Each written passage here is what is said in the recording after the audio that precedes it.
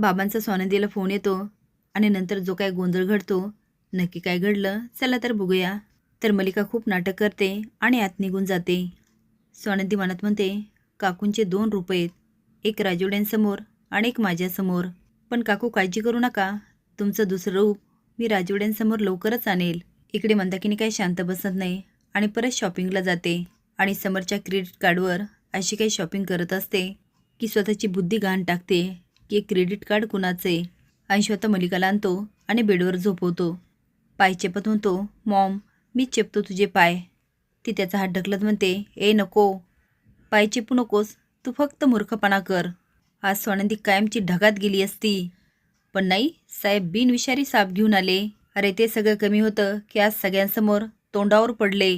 स्वानंदी स्वानंदी स्वानंदी. नाही तुला सगळ्यांसमोर तोंडावर पडलं ना तर नावाची मलिका नाही. अंशू म्हणतो, मॉम मग तुझं ते काम झालं तर? ती म्हणते, म्हणजे? तो म्हणतो, अगं समोर दादाचं क्रेडिट कार्ड सुषने तिच्या मॉमला दिलं आणि तुला तर माहिती आहे तिची मॉम कशी आहे.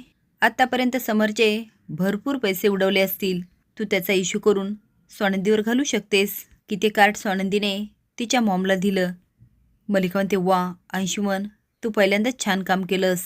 स्वानंदी आता तू बघच, त्या मंदावर चोरीचा आळ आणून मी तुला कशी तोंडावर पाडते. स्वानंदी ऑफिसमध्ये गेलेली असते.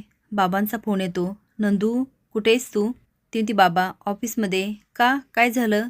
ते म्हणतात, अगं तुझी आई बघ ना, तिला काय झालं तेच कळत नाही. स्वानंदी म्हणते, म्हणजे?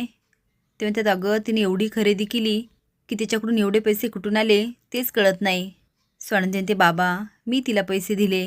दिलीप म्हणतो, तू एवढे पैसे तू दिले? काय गे नंदू, कशाला तिला पैसे द्यायचे?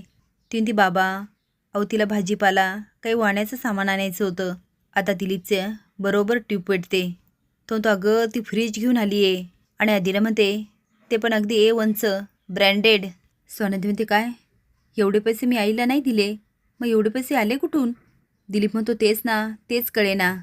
अगं शॉपिंग तर असे करते जसे तिच्याकडं करोडाने पैसे पडलेत. पण नंदू एवढे पैसे कुठून आले असतील? स्वानंदी म्हणते, माहीत नाही बाबा, बरं तुम्ही काळजी नका करू, मी बघते. आनंद येतो आणि म्हणतो, समर घरी फ्रीज घेतलं का? समोर म्हणतो, फ्रीज नाही रे, पण असं काय विचारतोय?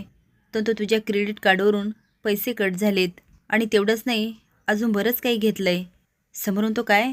मी तर काहीच खरेदी केलं नाही. हो कदाचित स्वानंदीने केलं असेल, बाकीचं ठीक आहे, पण ते फ्रीज कशाला घेतील? आनंद म्हणतो, 1 मिनिट समोर, तुझं क्रेडिट कार्ड अंशुमनकडे आहे ना? समोर म्हणतो, हो पण अंशू कशाला घेईल, आणि मी त्याला सांगितलं होतं स्वानंदीकडे दे म्हणून. आता मात्र सगळीकडे एकच गोंधळ उठतो. मंदाकिनी सुषला फोन करते आणि म्हणते, सुष्मिता सुष्मिता, खरंच ग बाई तुलाच माझी काळजी आहे. आज तुझ्यामुळे मी भरपूर शॉपिंग केलं. सुष म्हणते, हो ना मॉम, तू खुश आहेस ना? मंदाकिनी म्हणते, खूप खूप खूप. बरं चल आता मला अजून शॉपिंग करायचं आहे. सुष म्हणते, ठीक आहे, आता बघूया.